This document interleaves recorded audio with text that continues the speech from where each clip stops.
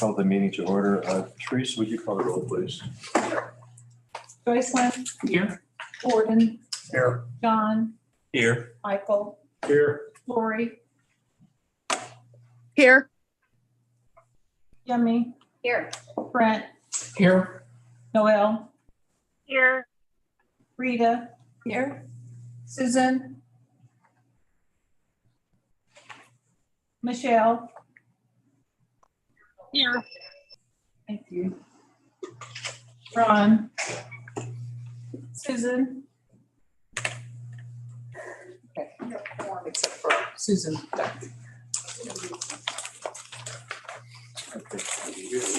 Forum. The first matter is our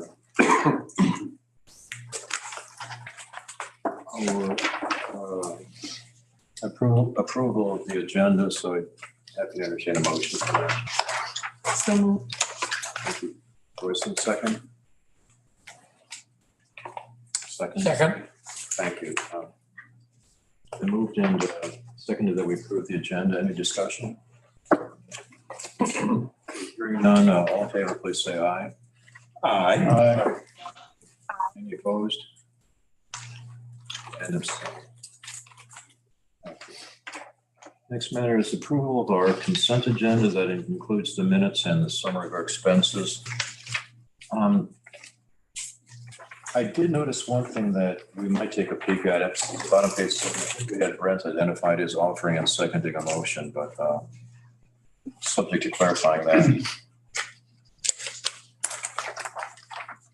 I have one Oh, item. On the finance report, there's a comment about the budget. If the budget is not approved, the budget will be the final budget. That was a discussion item, and I think that was to also say the finance committee will follow up on that or take that matter up back at committee level. That's just a question. Didn't affect the budget, but that was not a definitive conclusive statement. Okay. In terms of the question on number 7, that's because the motion came as a recommendation from the committee. So my guess is that this is probably just a glitch in the software, which is why it's showing that Brent proposed and seconded. So because a recommendation doesn't require a second. So Because I have to put someone there. I have to put a name there. you have to put a name. okay, thanks. But Gordon will make that adjustment. So if we could have a motion to approve the consent agenda as amended. Yeah, move to. Second. Second. Okay, it's been moved and seconded that we approve the consent agenda. All in favor, please say aye. Aye. Any opposed? Or abstaining? Okay, thank you. Unfinished business or old business? Building committee?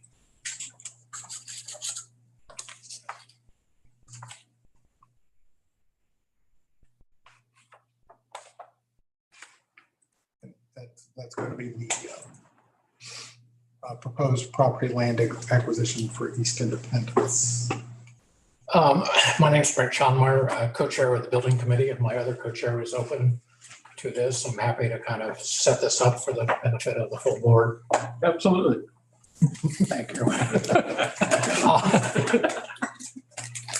Love you, Michael. This is in some ways a really important decision because it represents the last land acquisition, really on our capital improvement plan. The building committee members, many of them are here gathered with us this evening. The simple version of this is this is a straight up land swap. During our capital campaign, our building program, we've done this in a couple of other areas. And the consideration is, are we swapping one thing of value that's sufficient to the other thing that we're swapping? What we're swapping is an old Redbridge library branch that sits behind a shopping center that has been revitalized. It's kind of isolated back behind there. We moved forward into that shopping center and in an old former bowling alley, which was converted. And it's and we rented that at that point, and we've had some challenges of liquidating property that we've had examples could be Red Bridge and others. And so we have needed a site for East Independence. And so Lane 4, which owns the shopping center, had a property on Little Blue Parkway. And if you need to see a Google map, and we can, pull it up and show it to you all, but it's people basically either know it by its opposite from First Baptist Church of Blue Springs and or the breakfast place. Corner Cafe. It's just Corner Cafe. just down the street from the Corner Cafe. Not the Corner Cafe in Riverside, but the Corner Cafe in Independence. So an important in conversation really around that, because sometimes you can get a site. Well, what's accessibility to it? There's a lot of traffic volume there. To our benefit is actually there's a signal already there at that interchange. If we were to go out on our own and identify independently sites that we might want to look and have, this would be one of the sites that we would be on our short list. So to the degree that we can swap one piece of property for another, an asset that we have for another piece of property, you have a recommendation that comes from the building committee to approve that. On our capital dashboard, which we'll see shortly, we had budgeted $750,000 for land acquisition for East Independence. So our ability to swap one property for another property liberates, if you would, $750,000 that can fund our capital plan, which we're nearing to and toward completion. So that's a simple presentation of it. Other people may have a couple of details, and I think it's important to answer them or be responsive to them. And because if we do this, we are acquiring that property, and then we will begin the process of figuring out what a new library might look on that. One last thing I would say, we've downsized the library that we're thinking about building there. It was originally down on the capital plan for 20,000 square feet, and we've downsized it to 12,500 square feet. With the idea is at some point, if population grows or we have greater service demands there, it could be easily expanded. In some ways, that's the benefit of being at the end of the capital campaign, because I think in the process of working with our architects and the people doing the construction, we've figured out how to more efficiently use space so we can provide great library service with smaller square footage. So that's what I would present. So if I may. Yes, please. The recommendation from the committee was an approval of the recommendation for the board will be an approval of a recommendation to the full from the committee to accept the letter of intent regarding East Independence. The actual verbiage. Yeah. Coming as a recommendation from the committee, no second required. Thank you. I appreciate it. That's the motion that's in front of us. Okay, we have the motion as stated by the co-chair of the building committee. All in favor, please say. Discussion. Discussion. Can you go back and pop up the? There you go. I'm sorry, of course, we're going to need a second discussion. So this is the map. If you don't mind, Brent, I'll go ahead. Yeah. So this is the map of the parcels that we were considering. And so at the top, you can see a major thoroughfare. That's I-70. The intersection or interchange that's there is the Little Blue Parkway intersection. So you can see Drury End is there. That's the Blue Ridge Bank office building. So Blue Ridge Bank is there, but there are many offices all the way up. Children's Mercy Hospital, Corner Cafe, where it says sold there, that's completely been built as multifamily housing at this point. You can see in which is great, having a big multifamily complex right across the street from us that's a built-in audience. Right in the lower right-hand corner, you can see that there's something there with some words. That's Hidden Valley Sports Complex. Again, another built-in audience. So as you know, one sibling is playing soccer, the other sibling can be at the library doing homework. So there's, some benefits there. Brent mentioned the signalized intersection. You can kind of see that there's an intersection right there by the triangle. The triangle is the piece of property that we're talking about that's right below the Costco and Lowe's logos right there. And then the triangle, that's the piece of property we're talking about. The intersection, so the road right there is Little Blue Parkway, major arterial in eastern Jackson County. And then right across is, as Brent mentioned, First Baptist Church of Blue Springs, previously known as Tri-City Ministries with the signalized intersection. very well positioned in terms of where we would want to be. In terms of appraisal, Lane 4 had this property on the market for about, I think it was $980,000. We appraised our building right at $1 million. And so we are, it's pretty close to an apples to apples swap. I think Weston Buckley may be on the call. I'm not sure if Wes is there or not, Cody. If he is, oh, there he is. Yep, there's Wes. So Wes actually represents Lane 4 and Trinity Development. And if there was any specific questions for him, I invited him to be here tonight. So, but he does have a children's birthday party to get to in 15 minutes. So we'll want to ask our questions quickly before the birthday party. I have a question. Just, Brent, just because I haven't seen these, but in terms of the numbers, and I'm following up with Steve said, so the property looks like it's, I'll call it a even swap, right? Yep. And you said that there was a $750,000 number in the capital budget. Right. In the 84.5, correct? Right. So how much of the new construction is this 6.4, or is that all new? I guess I'm just, You're jumping ahead to the capital dashboard. well, I'm just asking what, this is you're building a new building, then you have a land swap. So where is the building cost considered? And is it already factored into the numbers we have in front of us? Let me give you, the answer is that we won't know until we go out and go to market. We've experiencing escalating prices is actually what we saw really around Rain Valley.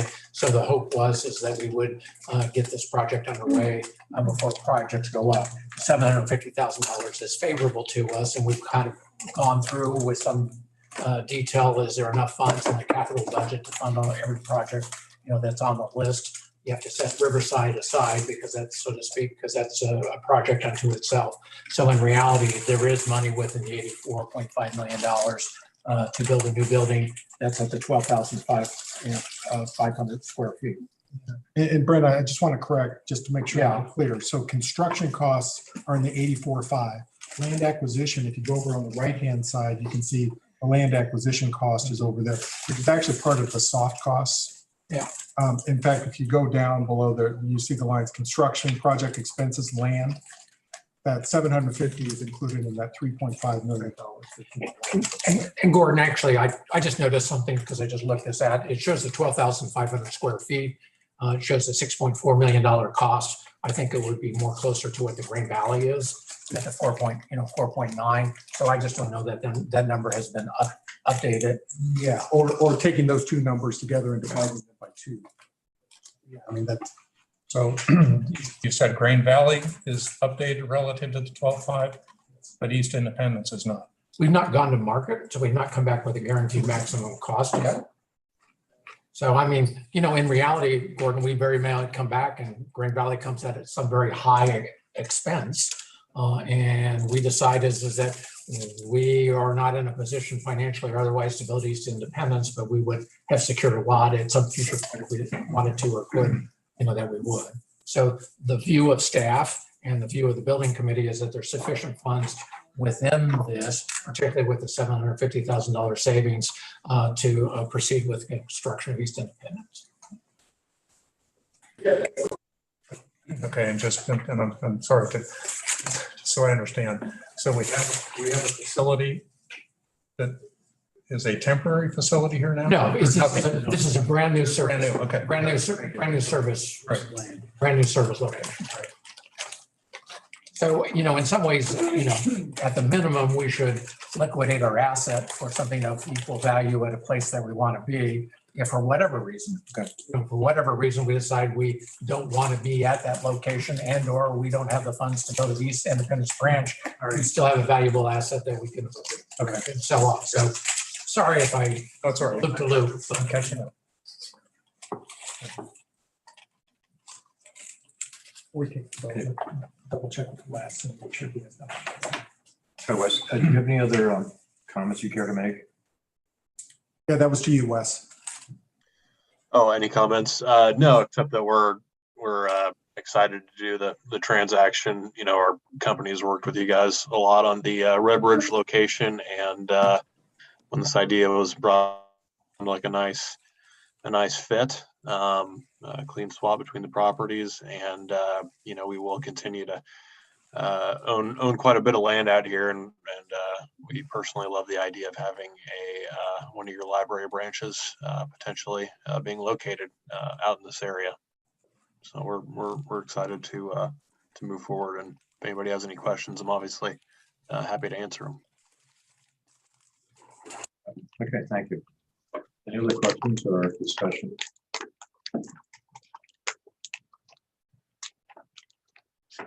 Okay, I think we're ready for the vote on it. Yes. In favor of accepting the proposal from the building committee, please signify by stating aye. Aye. Any opposed? Abstaining? The motion is carried. Thank you, Brent. Preliminary business awards and recognitions. Are there? Just real quickly, Wes, thanks for being with us. Go have some cake and enjoy the rest of your evening. Thank you. I appreciate you helping accommodate the party here, and look forward to it, everybody. Thanks. While we're still on building plan, we can just do a real quick capital plan update. If that's okay. Go ahead. Yeah. So just real quickly for everybody, in terms of the capital plan, if that's okay, I'll go ahead and run on that. So next slide, please. So this is the same dashboard that you have in front of you. Again, the sort of the real important things to notice is that the black means that it's all closed out and done. Green means that it's underway and, you know, for the most part, pretty close to being done. In some cases, you can look over there and see Culver Road 97% and Grandview 77%, Parkville South Independence 77%. So we are slowly closing in on the end of the line for projects, and that's where we are for the dashboard. If we go to the next slide, these are the images that we always like to share. So this is Green Hills, obviously taken a couple of days ago because of all the snow. But you can see that we've got a lot of the sheetrock and drywall work that's going on. Completely sealed up, skylight. I believe that skylight goes across, like as you walk in the front door, it's the natural light back to the back of the building. And so this is Green Hills and moving along really, really well. The next slide is Lee Summit. And again, you can see Lee Summit is sealed up. Ceiling grid is going in Lee Summit, as well as some of the lighting. So that's usually, I mean, that's not the last one. When you start seeing carpet going in, that's when you know we're really on the home stretch. We don't have carpet yet, but you can see that the floors are pretty clean. The ceiling's going in, and we are still looking at a spring opening for Lee Summit. If we go to the next slide, please. This used to be North Oak. As you can see, there's not a whole lot there anymore. But we are in a good position to now start moving forward on the next phase, which is start grading for the new building. So, and I can't remember if I mentioned this last month or not, but we did actually salvage several of the exterior bricks, and we gave them to several of the longtime staff who've been there at the building. I actually have one as well in my office. It's working as a bookend right now. So this is North Oak, and I think that's the end of our construction. Yes, it is. So. Yes. Just for this group to know, Lee Summit schools have opened their 4th middle school, equidistant between East Lee Summit and the Lee Summit branch. So it's going to be an ideal way to really increase the amount of kids that are in the building. Brent Chalmers, the building committee co-chair. There's Riverside later on in the agenda that we'll take up sort of separately. So you want to say, well, why don't we deal with that then? We're going to deal with it later. So. Any other comments or questions on the? I have a question. Mhm. Sorry. On North Oak, and I'm looking at your schedule here, you show the JE done cost. The original 5.636, and then you have the current of 6,718 and a 331 delta. Is that, am I missing something? It's about $1 million spread.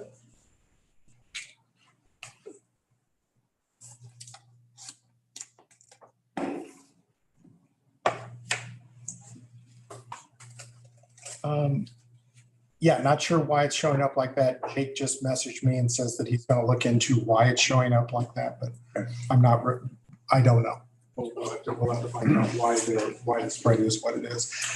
Gordon, I'm going to ask staff to go through and, re-verify some of these numbers because the We need to anyway. East Independence number should be lower than that. So I think it's important as we go into it, as we consider with North Oak, this was kind of the last one we got in before some of this construction escalation, really sort of took off. So thanks for flagging those and, go back and.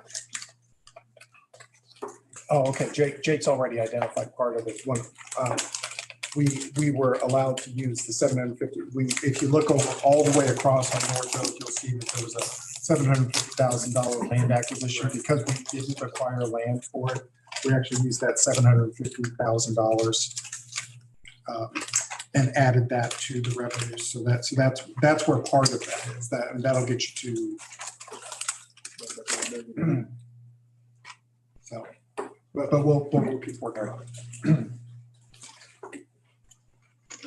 Any other questions, comments? No, just thanks again on the land acquisition. Land acquisition can be problematic. Picking the right piece of property at the right price and where it is that you want to be. Understand these are generational investments. So I think we're really happy with the East Independence location and some of the other property acquisitions that we've been able to make, through our new service delivery locations, through land swaps or other things. So, Green Valley would be another example. The green, always get helmet people, green fields, what's the green? Green Hill. Green Hills. That was a land acquisition. And so in some ways, if you look on the right-hand side, there's a lot of money in here for land acquisition, which in reality that we were able to kind of achieve where we wanted to be without spending that money. So. Other questions? Okay. On to the awards and recognitions. None that I'm aware of. Teresa, did you?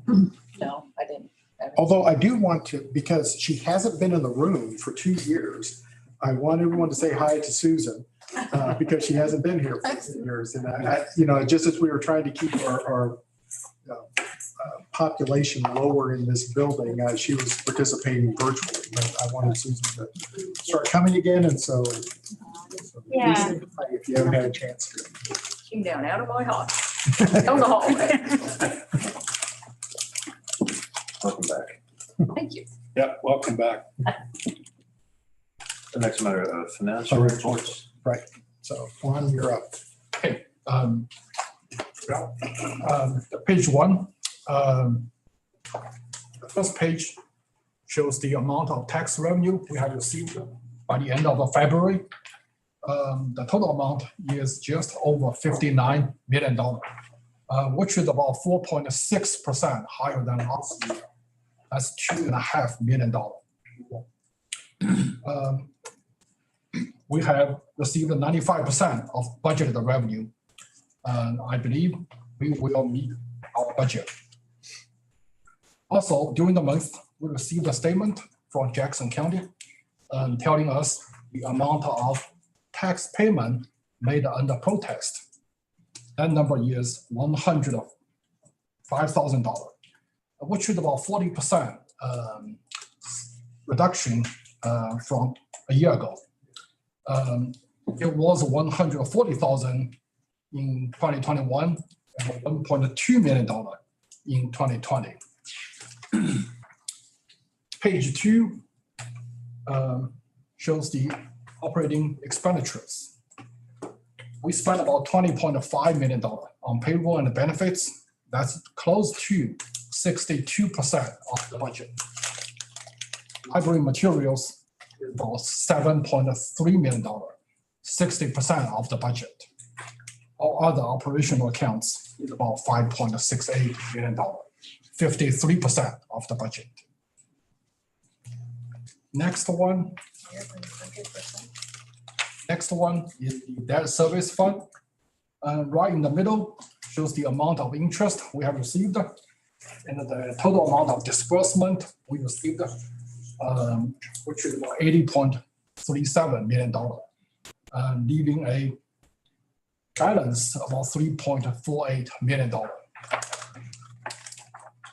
Also, we have made 2 payments so far this year. $3 million for interest, $3.58 million for principal payments. The debt balance is about $58.7 million. Next page is the statement of capital project fund. At this point, you spend. At the top, the first one is Story Center. So far, we paid about $93,816. And for Reading Rocket, we only spent about $9,350. And I believe that project will not be finished, and we may have to budget again for $340,000 for next year's budget. Next one is the data storage and self-checkout units.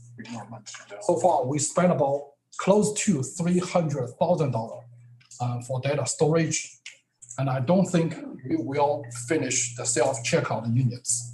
And that about $1 million we have to budget again for next year. The last one is capital improvement plan. So far this year, we spent about $13.3 million for the capital plan. The next page shows the gifts and grants fund. We have about 35 grant funded projects. This year, we have received over $170,000, and we spent about $163,000. The last one is the health insurance fund. Total amount of contributions for employer and employees is about $2.4 million. The amount of expenditure for fixed costs and fees is about $705,000, which is about 70% of the budget.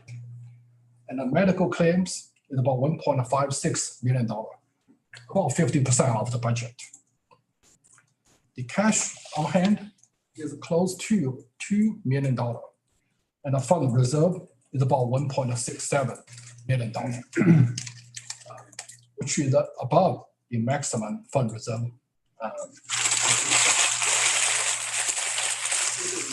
For the month. Thank you, Colin. Any questions? Yeah. Question. Yeah, John. Yeah, John Laney. I noticed in the revenue projections back a couple of slides, I know we were expecting less from Jackson and Clay County than we actually received, which was, probably a good way to budget. But Platte County had what, 1% less than anticipated. Is there a particular reason for that? 1% less than last year's number. Okay. I believe that was because of the delinquent tax payments, much smaller than last year's. And last year, I think we received a settlement due to the merge of the gas company. Yeah. Yeah. The gas company. Yes. It was under dispute for 2-3 years. And last year, we received a settlement. Okay. So we received that settlement, which increased our revenues. And then also there was more delinquent taxes. So it's showing that there is a decrease. It's a decrease compared to last year, but in terms of our projections, it's still essentially. Yeah, thank you. Any other questions? Question. I just want to recognize that, we weren't getting grants and donations. And that has really flourished at Diana and Room. And thank you for your hard work, because that has become quite an accomplishment. Any other questions or comments? Okay, Business, Finance and Audit Committee. Okay, I'm up. Okay, Gordon Cook. I have a longer report prepared, but some things changed and I'm going to shorten it. So, a couple comments on the budget, just to bring up speed. I'm not going to repeat what we talked about last year, then last month. There's been no change in that. Subsequent to that, last meeting, I met with Stephen Kwan to get into a little more into the details of the budget and a better understanding. I will be working with them as we go forward, just to get my understanding and kind of, I guess, develop some of the presentation materials for the budget when we get to that point in May. And also to look, just again, get some cost trends in place just for understanding where things were and where they are. In terms of the budget data, we talked about some revised formats. And one of the ways I like to describe it is to just is to understand what it costs, as I say, to keep the doors open and the lights on. And then look at the component pieces of a budget after that in terms of what may be discontinued, what is being added, so we can look at the pieces and just understand the funding requirement for the operational piece. And then on top of that, you have obviously the debt funding, and then the capital piece. One thing that came out in our discussion committee meeting was what we call a capital reserve funding. And it's, Steve, you can correct me, we don't have a really solid long-term capital projection. If you think about, I guess an easy way to do it is take one of the buildings that has been in place and you've had your renovations done and complete on the top half of your list here. And then you have to look at what your major renovations are going to be as that building ages. So it's the parking lot, it's the roof, it's the HVAC equipment, it's carpet, things of that nature. And you have to understand what your capital requirement is as that building ages, whether it's 10, 20, 30, or even 40 years, depending on the life of the asset component. So I think you said, is it Jake is going to work on that Yes. somewhere down the road here? So you're correct. And so what Jake and I have been working on is sort of like an industry and average cost per square foot, which is the number that I gave John a few months ago. But Jake, as he finalizes the capital plan, is going to start taking that information that he got from our contractors and subcontractors, figuring out the lifetimes and all of that, and then start creating that project. That's his big goal for next year. Yeah. And that's a fairly extensive analysis. The thing I will tell you is if you can get 50% accurate on the first pass, you'll be lucky. And over time, you just modify it and correct it, and you get a better handle on what your costs are and what your replacement cycles are. That will be a factor. At how that affects the current budget, I can't tell you. We'll find that out over the course of the next several weeks. Okay, the item that came up at the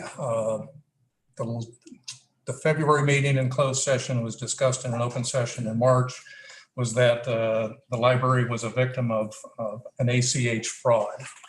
And I'm not going to walk through the details. The full package is on board docs with all the analysis in detailed finance committee meeting. The bad news is we were audited of about $64,000. The good news is we got it back. All right. And I will tell you, I'll just, sometimes it's better to be lucky than good. But I thought the interesting part of the email from the bank, it says that particular transaction was not handled by PNC in the manner we had expected. So I guess I'll read that as the bank made a mistake.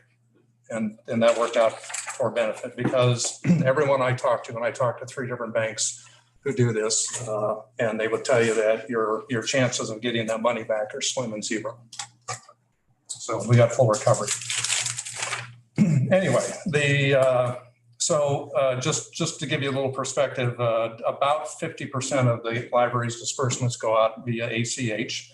As Steve explained to me, the mail system doesn't work very well on this side of the city. It doesn't work any better on the other side either, in case you were wondering.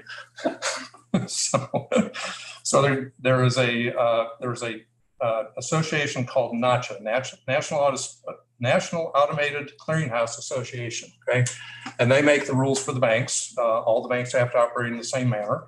And the interesting part, and I hadn't dug into this in several years, I will tell you. ACH used to be fairly slow and be subject no different than checks were to the Fed zones. That's all changing. Technology is changing. It's almost moving to the point of a wire transfer. You can actually do ACHs within a few hours now. Okay, which is why I wasn't too optimistic about getting the money back, because that money hits that fraudulent, the fraudster's bank account. They wire it out. It's gone.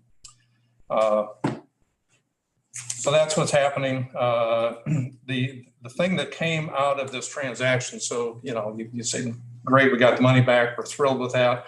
It did bring to light some of the some issues with respect to policies and procedures. The authority limits don't seem to be as well defined as what I guess I'm accustomed to in the industry. Some of the documentation isn't as precise as what we understand the procedures to be.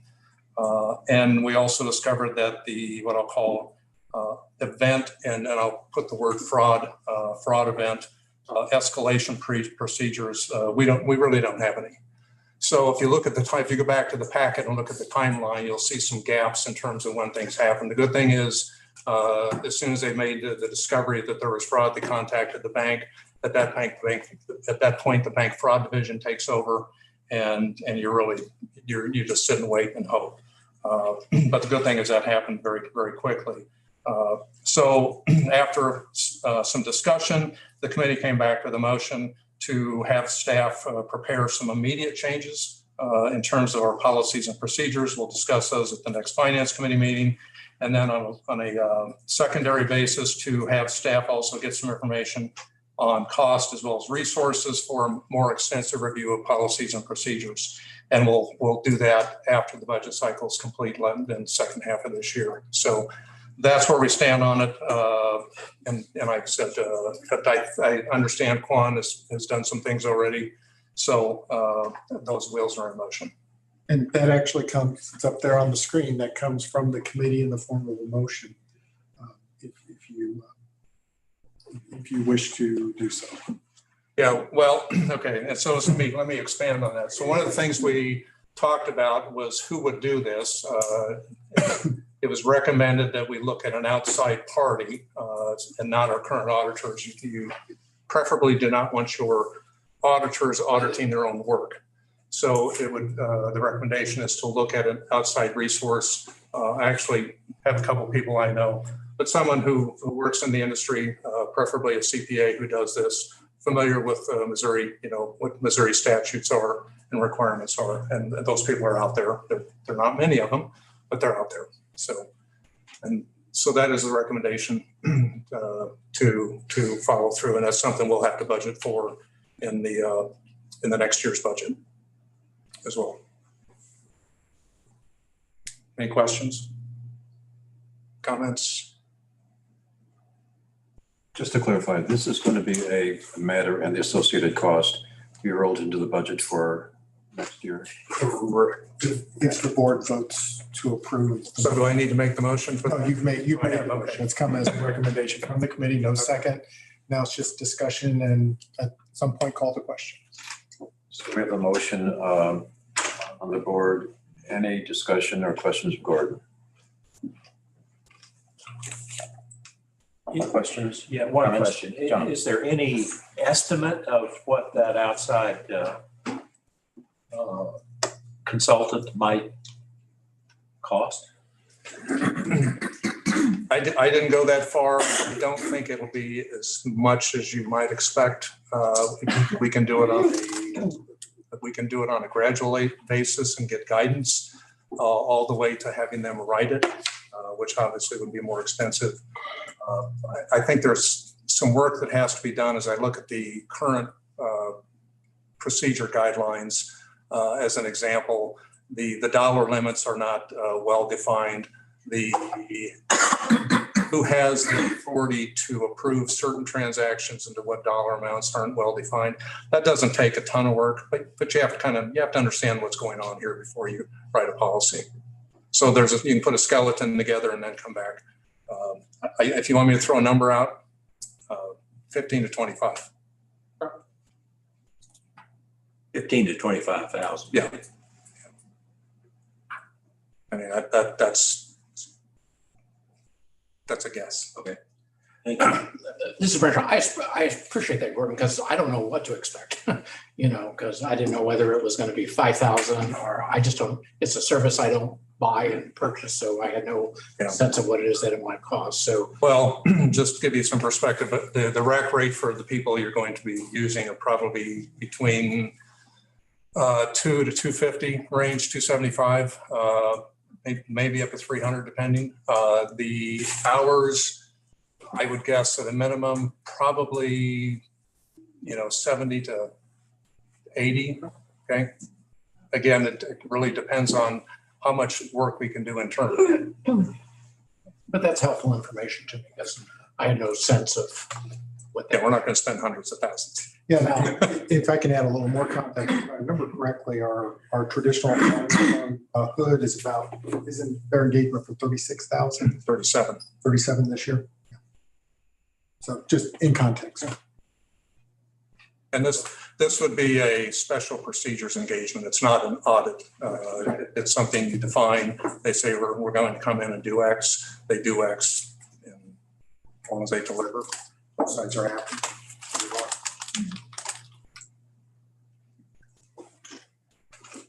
Any other questions? Comments? So the motion was made, there's no second needed, so all in favor, please signify by saying aye. Aye. Any opposed? Sorry, any opposed? Aye. Hey, Ron, you just got to give us a minute for those of us that are on Zoom. You can't go so fast. I shall give you a minute.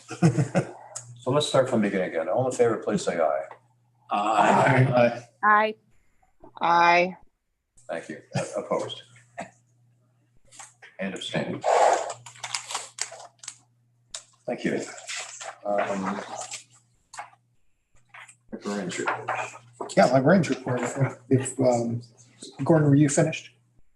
I am. Okay, just Thank you. I didn't want to step on you. So, librarian's report. There are 2 parts here, and I see Lisa Campbell walked in, so she's right on time. On the original agenda, we were going to talk about the Story Center and certification, but Mark Livingood, the Story Center director, was off work, and I wanted to honor that and not make him come in and work even for a few hours to talk about the things he loves to talk about. And so I asked Lisa if she could come in and talk about the Reading Rocket and what we're doing with the Reading Rocket. So Lisa, you're up. It's going to be weird with this to the back of me, but. You can see. Yeah.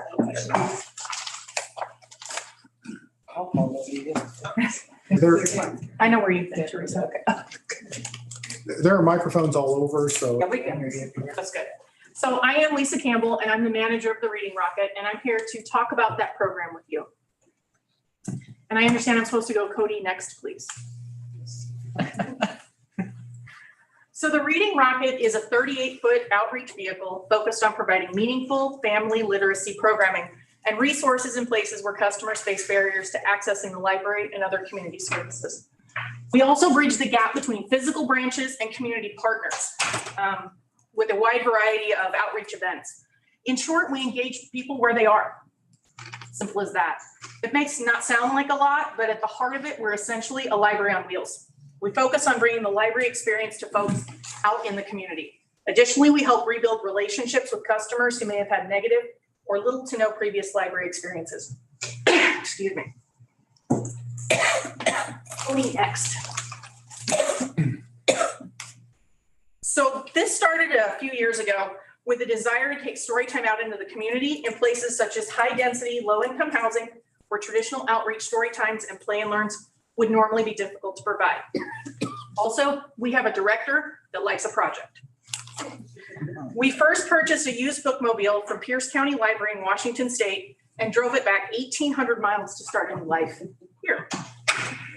The crew began Storytime visits in 2015 before renovations to convert the Rocket from a bookmobile to a vehicle better suited for our programming were complete. At that time, we built relationships with friends like Link Caring Communities, Truman Medical Center, and Hawthorne Place, which is right down the street. Organizations that would go on to become essential community partners once the truck was fully operational. The Reading Rocket made its official debut as a fully functioning outreach vehicle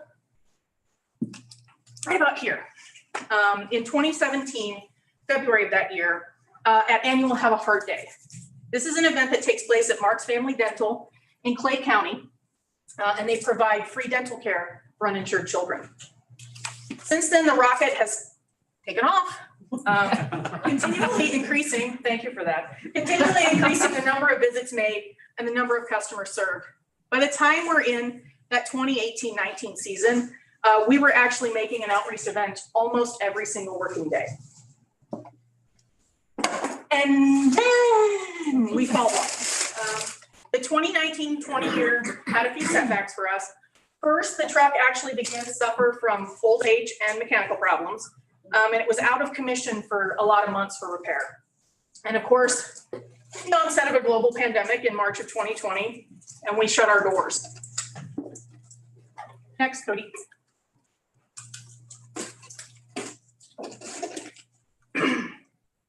So COVID-19 changed all the rules for libraries, and the Reading Rocket was no exception. Since the Rocket crew's entire job is meeting customers face-to-face, we had to redefine how we meet our goals. Once MCPL opened its doors for curbside service, the team set to work to figure out how we could get back to the community that needed library services more than ever. So we built safety plans. Thank you, Dustin Koopman. We redesigned services to fit into a drive-up world. We purchased canopies, tables, stations, cones, plastic bags, and a lot of PPE. If you had the pleasure of meeting us in the early days of that pandemic, we looked a lot more like an episode of MASH than we did a library. We also reached out to our partners. As the world was social distancing, we decided to meet our customers at locations where they were already accessing other services. This cut down on the number of trips folks had to make while also making it easy for us to locate them, or them to locate us. Lastly, we needed to find a way to help build home libraries. With access to the library limited, or in some cases non-existent, it was more important than ever for us to help children and their families access books. Next. So we had so many fantastic partners during and before the pandemic. I'm going to highlight just a couple of them and some of the places that we visited at the height of COVID-19. So Community Services League is a very special partner for MCPL, and the Rocket got the opportunity to be a part of their many drive-through food pantries. With more families than ever facing food insecurity, CSL gave us a way to connect with people, many of whom hadn't used MCPL before. Baby Grace is a longtime partner of the Reading Rocket. It was one of our originals, in fact. They are a diaper and clothing pantry with 18 locations throughout the greater Kansas City area. Again, a natural partner for the Rocket. Baby Grace also converted their pantries to drive-through style, making it safe and easy for us to connect with families. Just prior to the pandemic, the Kansas City Symphony began building a new outreach vehicle of their own, the mobile music box. It is really cool, if you haven't seen it. Their original intention was to bring mobile symphony programming to local schools, but they shifted their mission to offer free outdoor concerts in parks and green spaces throughout Clay, Platte, and Jackson counties. The Rocket partnered to tag along and brought story walks and other resources to families at these events. Eventually, the library partnered to provide outdoor concerts in some of our own parking lots. Platte City, Raytown, Excelsior Springs, and Blue Springs North were all chosen to host symphony events. And of course, last but definitely not least, Jackson County Health. They were a very important partner for not just the Rocket, but for all of MCPL during the pandemic. Once the library began hosting the Vaxxed and the Stacks clinics, Jackson County Health Department also began following the Reading Rocket around to outreach events to offer open air clinics as well. The Rocket hosted 20 clinics and provided 409 vaccinations. Next. It feels weird telling a disembodied person to say next. So we talked earlier about building home libraries. The Reading Rocket has never been a bookmobile at MCPL. At Pierce County, she was not for us. We know that for the families the Rocket serves, circulation runs the risk of becoming a barrier to access. Our families move a lot, and we may only see them once or twice. So it is important for us to find ways for them to experience literacy at home. Our solution, Forever Books. Forever Books got their name from exactly this conversation that you see up here. So many times when I would hand a book to a child, they would look at me and go, "How long do I get to keep it?" And I would say, "Forever." And so we just started calling them Forever Books right up front, so children knew they didn't have to return them. Next.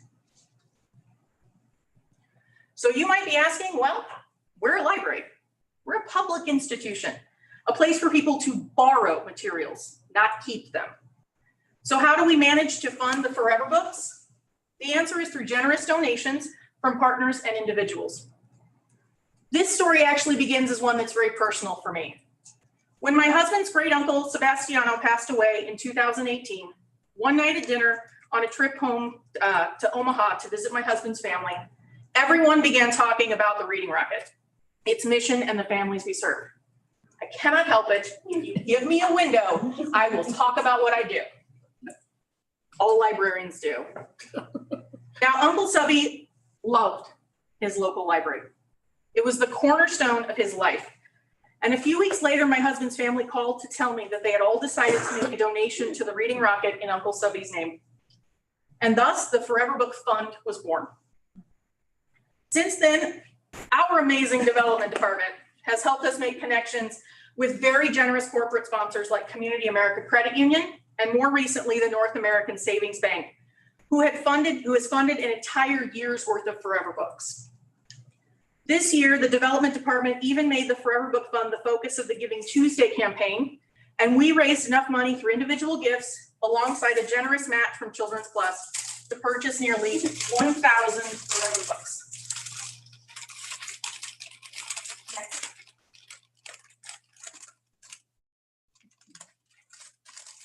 So, the library is moving back to business as usual with programming. So is the Reading Rocket. We're moving back to pre-pandemic style programming and working with old and new partners alike to provide in-person story times, play and learns, and other literacy programming. Here are just a few of the many partners that we work with. Hawthorne Place Apartments are near and dear to us. They're just 2 miles down the street here from us at HQ. And the complex actually encompasses the lowest income census tract in our service area. At any given time, there are about 1,000 children living in Hawthorne, and we are working to find new ways to engage with them and their families. The Rocket provides a weekly story time to kids attending the on-site daycare in the community center, outdoor fun and engagement for families and the local Boys and Girls Club during the summer library program, and we are working to reestablish our parents group that we hosted before the pandemic. The Rocket provides story times to subsidized, unaccredited, or non-curriculum-based daycares throughout our service district. And Outreach Christian Education has been a longtime partner. We provide story times and also visit on family nights throughout their school year. This last one is brand new, and it is also very near and dear to me. Della Lamb is one of our newest partners, and we are so thrilled to get to work with them. Della Lamb has partnered with KC Refuge, bless you, thank you, to help family That's life. I work with kids. Delaware has partnered with Casey Refuge to help families of refugees from Afghanistan settle into the United States. While they are housed in short-term accommodation in Platte County, as they onboard to permanent living, the Reading Rocket is visiting for weekly play and learns and to provide forever books to families. I can go into this partnership for literal hours. Stop me at some point, email me if you ever want to sit and chat about them. But what I will tell you here today is that it's so exciting to get to be the introduction to library services for the first time for these families. We're building relationships and introducing them not only to MCPL, but in some cases, their very first library. Della Lamb has also committed to helping these families access their local branches once they get settled into their permanent homes. Next. Now here's the sad part of my tale. The Reading Rocket is well past her prime. She has lived a very good life. She has served 2 library districts and received countless of visitors, but it is time to replace her. MCPL has contracted with an industry expert in Michael Swendrowski of Specialty Vehicle Services to design and build a replacement Reading Rocket. The design phase has been completed and the job is now out for bid. We expect to see those by the end of this month, and we are super excited about that. Rather than being retrofitted, the new Reading Rocket will be designed specifically to meet the needs of our customers and allow us to once again provide on-board programming and to extend our offerings to include STEM programming for middle grade students and Harvesters Kids Cafe. Next. Okay, so due to time limits, there was going to be a video right here, which was a fabulous compilation from our Reading Rocket coordinator, Ian, who does a fabulous job, liaison, don't know what his title is. But I'm not going to be able to show that here for you. But if you have a short 5 minutes at any point, I encourage you to watch it. It's going to be put into Board Docs for everyone. Also, I know I'm standing here reading off a piece of paper, but in all honesty, I am incredibly passionate about what we do. I could talk about the people we serve forever. If you have any questions or you want to talk with me, if you'd ever like to ride along with me, give me a holler. You can email me and my crew at readingrocket@mymcpl.org. I also encourage you, if you do social media, to follow us on Instagram. You can see what we do, where we go, and when we'll be there. We are mcpl.readingrocket. Next. You have any questions for me? Thank you for your time. I've got a question. Oh, okay. First of all, thank you. Your passion just comes through with in your voice. So appreciate what you do. When you go to each place, how many books do the kids get for, I guess? It's 1 book per child per visit, and we do birth through teenager. I call it diapers to driving. Okay, and then if someone wanted to make a donation, how do they do that? So we do not accept donations of books. The Reading Rocket crew does pick all of the books that become forever books. We use MCPL's collection development policy as we pick ours, but you can always talk to Diana and the development department. We do take donations, and we got one actually just yesterday in the mail. Somebody sent us a nice letter and a $20 bill. So it was very sweet. Okay, so just through our existing structure. Yep. And it goes to the Forever Book Fund and it stays there. And that is all that those funds are used for, is to purchase forever books to create home libraries. Good question. Quan, is the money that you had in the capital budget, what did I don't remember, 300 something? Yes. That's for a new? That's for new Reading Rocket. Okay. I think we should just mention about we finished the design work. So what did we spend on the original one? Steve can talk about that. It was used. We purchased a used vehicle because this was an experiment. Yeah, no, I remember. Yeah, I'm trying to remember, Quan, do you remember? I mean, it was, I think we spent about 20,000. that's what I was thinking, yes. That wasn't very much at all. Yeah. Okay, so I guess I have a question for the development side, because typically there are people that like to fund things like this as a one-time shot, and we can discuss that later. So. Yeah, we have tried, but there's still a possibility. And I would mention too, on the original Reading Rocket, we did have to pay quite a bit to retrofit. It was that. very expensive. Yeah, it was very expensive to retrofit the bookmobile, so we can pull those costs too. One of the great things about the new Reading Rocket, and it does look like a large expenditure, but she will be built to meet our needs. This new Reading Rocket will also be ADA compliant. We have a lot of customers that utilize chairs and walking implements for mobility, and they're unable to get onto the Reading Rocket as it currently stands because there are steps. No, I mean, I'm not questioning Yeah. the 300 because people that buy these mobile homes or some spend up to $500,000. I just really wanted to get to say that too, because I'm excited about this. The other point though that Lisa's, and honestly, the reason that Lisa has to read is to keep within the time limit that I gave her. I mean, if she didn't go off the papers, we'd be here for 30 minutes hearing about the reading, which is fine, which is great. But the other big advantage, other than being ADA accessible and more flexible, all the things that she mentioned, is that it also will not require a commercial driving license. The new vehicle one. The old one required a CDL to drive, which was always an issue for us in terms of Most folks finding with CDLs aren't accustomed to working with children, the kind that we need, so. I have one more question. So how about if somebody wanted to, because I really think I have an idea of a group that would like to help maybe, but I don't know if they want to give money and not at least somewhat see the books that they're, they don't want to just give money and not know what the books are going to be. So do you have any plan in place that could accommodate that, where they could at least have some choice? And I want to pay for these books. I just don't want to just give money for anything. We have not done that before. We have always taken our funds outright and set them aside because the funds are there. We don't keep a lot of books on hand because we don't have a place to store them. We purchase them as we need and as we go. That is something that Diana and I could discuss and talk with anyone who was wanting to look at an option like that. If you could, that would be appreciated. and Children's Plus. I mean, Children's Plus is where we tend to buy them, and we get incredible bang for our buck working with Children's Plus. Well, I have a particular person, organization, in mind, and they're not going to just give money to and not know. So if we could, something like that could be at least accommodated. And that is a discussion that if somebody wanted to have, we are open to having those. And I mean, we haven't done that with the Reading Rocket, but the Rotary Club of Independence recently gave us a $10,000 gift, and we gifted book bundles to every first grade classroom in Independence and Fort Osage school districts. And we provided a list of titles, and they reviewed them, and we purchased those so they were consistent across the. Perfect. Yeah, That's so we what have done like a designated type of Great. donation. Okay. Thank you. I just had a comment. I just love your passion. Thank you for the way you serve the kids and just pour your life into that. And, if I was a kid, I'd be really excited to listen to you.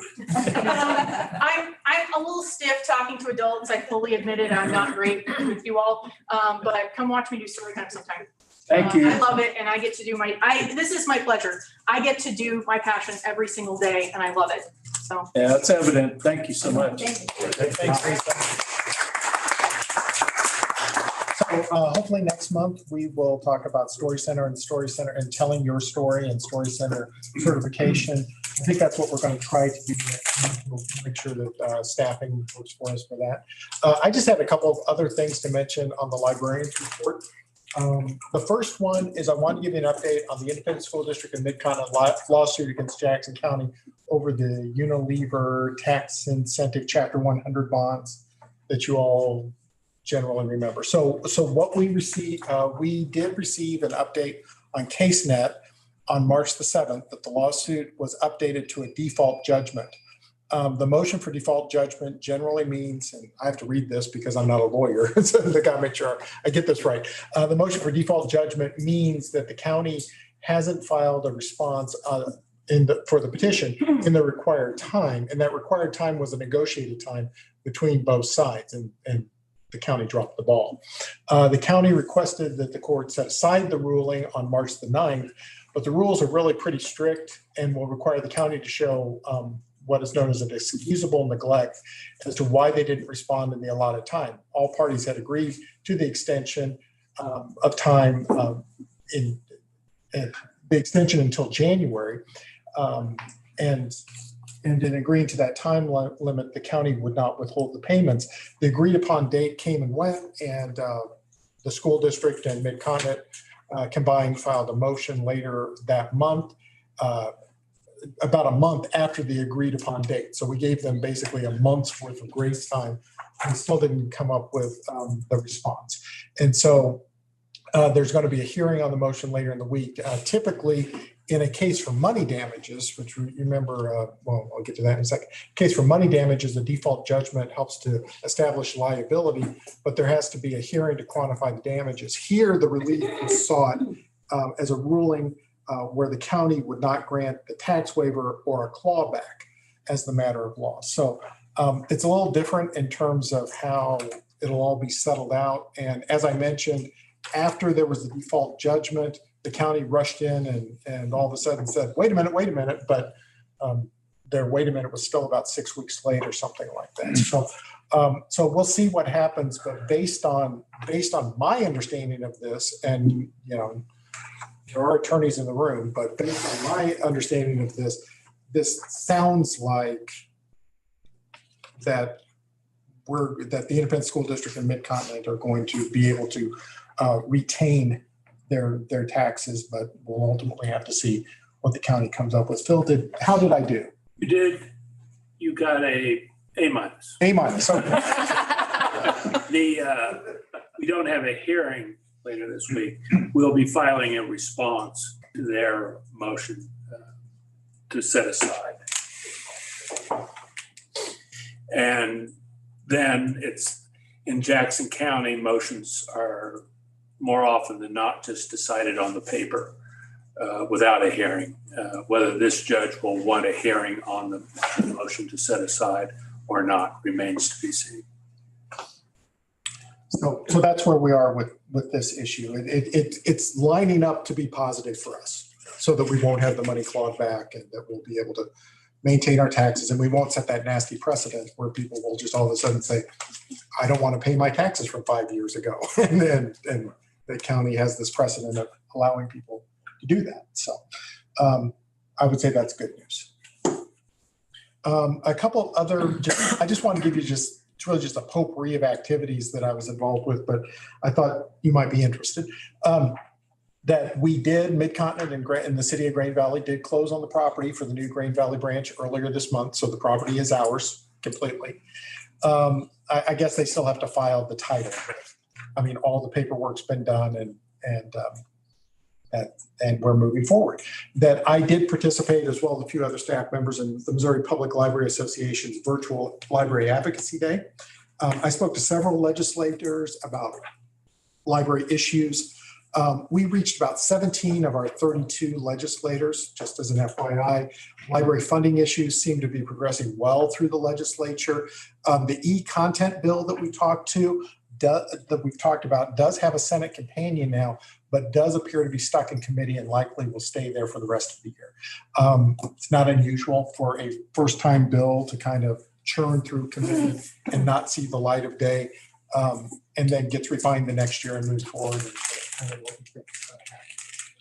I spoke with John Patterson is the chair, and he's actually from Lee Summit. He's one of ours. Spoke with him a little bit. He's the chair of the committee, and I spoke with him a little bit about it, and that's what he kind of thinks is going to happen. The next week after that, I spent the day in Jefferson City as part of the Eastern Jackson County Chambers of Commerce with their advocacy trip, and I was able to connect with several legislators that I didn't speak with during the virtual legislative session. So it's a very productive day there.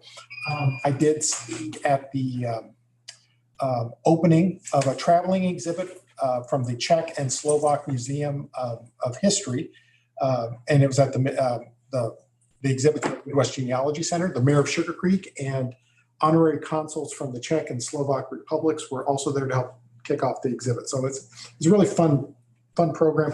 It's a bunch of displays. There aren't very many artifacts, but if you're sort of interested in the history of the Czech and Slovak people in the United States, which a lot of people who visit the Genealogy Center are, it's interesting and certainly worth building those relationships with people and around the Midwest Genealogy Center. I also made a couple of presentations. I made a presentation to the Missouri State Library for new Missouri library directors about the purpose-based library book and how you might want to weave that into your library. I also finished preparing for a PLA presentation with Brad McKenzie, who works with us from SDA Architects. And Brad and I are doing a presentation at PLA on library construction methods, which is almost as exciting as it sounds. And then I also recorded a presentation on our Access Wellness program for PLA. They wanted me to put it on tape just in case. And then I'll actually be doing it live while I'm there. So I've got a couple of program presentations at PLA. Dustin, are you on the program as well? Yes, sir. Right. What I thought. Right. Yeah. So, and I think that's it as far as I know. It's me and Dustin are presenting at PLA this show. So that concludes the librarian's report. Okay, thank you, Steve. Now let's to new business and to adjust the non-binding levy rate for Right. 3 counties. Yeah. So, and just an FYI for newer board members, typically on new business like this, I tend to sort of tee it up for you. And then I get down to a staff recommendation and then you all take it from there. So what's going on here? The tax jurisdictions are required to set a non-binding levy rate as outlined in RSMO 137-243 and as applied in 137-180. The non-binding rate is used to create property tax estimates for residents in counties with a charter form of government, i.e. Jackson and Clay County.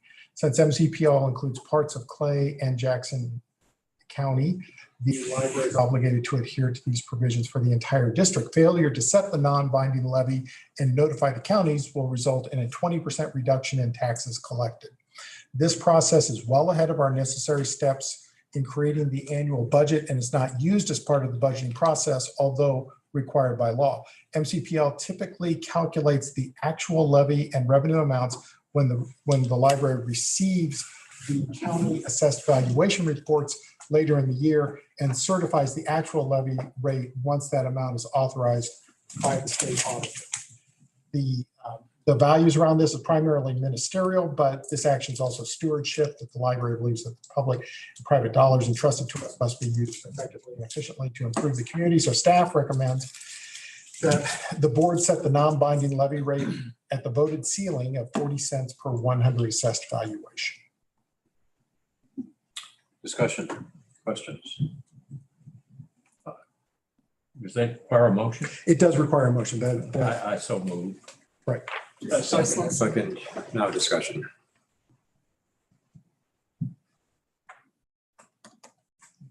Any questions? Oh, I'm sorry, Rita. You mentioned 2 of the counties.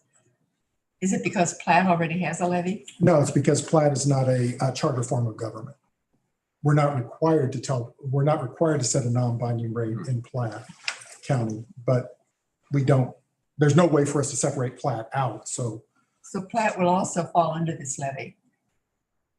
As they always do. We are a consolidated library district, so Platte County always. This is strictly a notification. Yeah. Just to satisfy the statute, correct? Yep. Correct. So, I mean, the budget gets done later, and the budget gets done later. Last year, the levy rate was 3,486. You know, the 40 is strictly a notification number. It won't be 40 cents when we're done. Okay. So Never has been. it'll be adjusted based on Hancock and what the budget comes up to be. Thank you. Real numbers. But it is important to say it's just one levy for irrespective of what county it is. Yeah. It's a single levy. Single levy. So there's not a separate levy for Platte or separate levy for any of the counties. And when did this levy come about? I mean, how many years have we been this long? 2016 was when the voters approved the levy. And so this is 40% of that. So where does the other 60% of the levy go? No, it's 40 cents on $100 of assessed valuation. Oh, 40 cents. so Is this brought down? Yes. Well, Yeah. the adjustment to 40 cents was, the base levy at 16 was 32 cents. It was adjusted to 40 with Prop L. And so with the growth in the counties, valuation adjustments and the growth, it gets adjusted down. in this kind of seminar moment here. I mean, our library's traditionally been funded by property tax. 95% of it really comes from property tax, and we're unusual in that. And we probably don't know other taxing jurisdiction probably is as reliant on property tax as we are. So as things change in the real estate market, you know, growth and or expansion in some senses, we're affected by that. So. Comments, questions?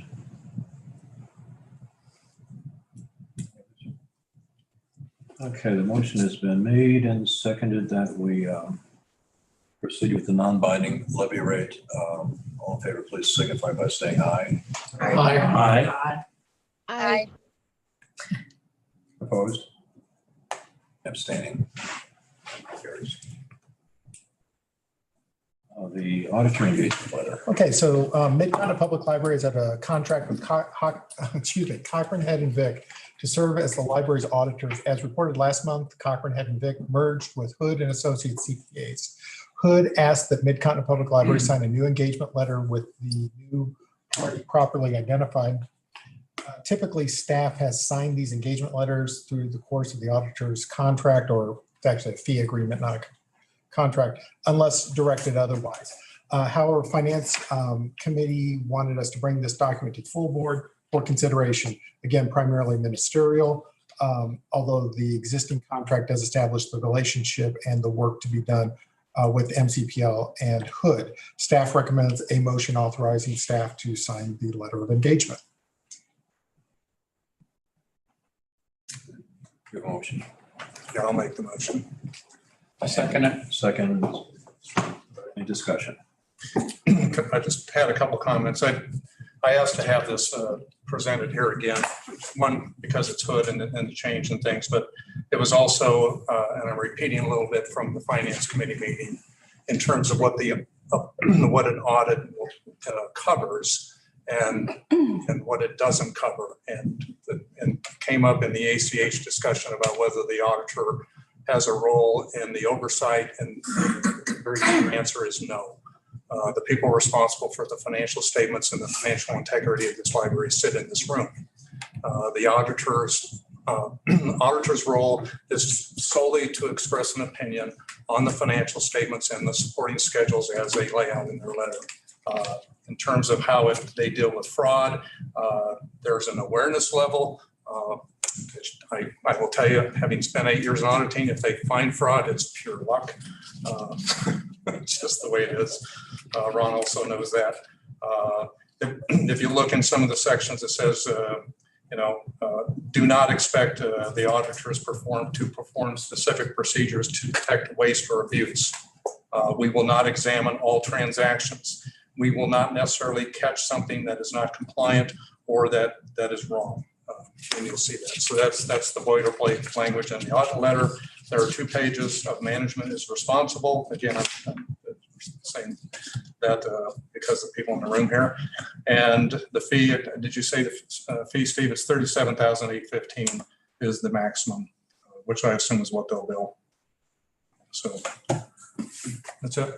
My comments. Thank you. Any other questions, comments? Just to touch on what Gordon mentioned, it's been a long time since I was in public accounting, but the whole idea of an audit is basically to use a whole array of sampling and testing. And if by what Gordon says, if by virtue of the testing and sampling you stumble across something, then you pursue it. But by the very nature of sampling, it's just what it is. It's pick and choose and see if you find something. And I think it might be analogous if I go to a medical doctor and do my initial checkup. And that might suffice to give me a general idea. And then if anything's found, you maybe have x-rays and so forth. But if everything looks okay at my initial checkup, I'm not going to have those x-rays because they were not called for. And then later I have something catastrophic happen. Well, that's just the luck of having a general checkup. So to stress what Gordon said, there's absolutely no assurance other than generally accepted auditing standards, which are not insurance. So, board everybody today. Any other questions or comments, please? Okay, we have seconded that we engage the Hood firm. All in favor, please say aye. Aye. Aye. Aye. Opposed Aye.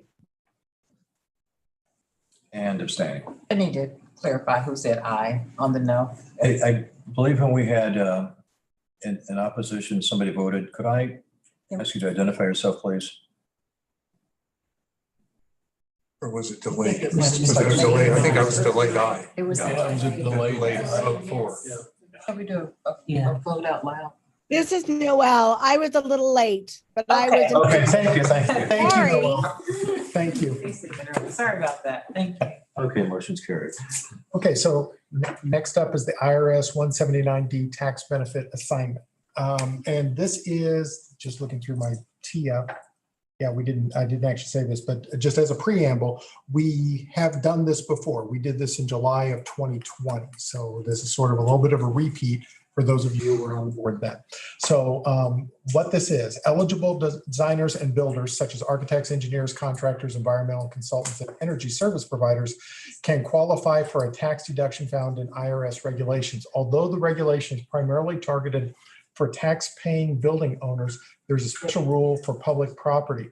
In this case, designers and builders that have enhanced the energy efficiency of a new government-owned building or made energy savings renovations and retrofits to an existing government-owned building are able to claim the deduction.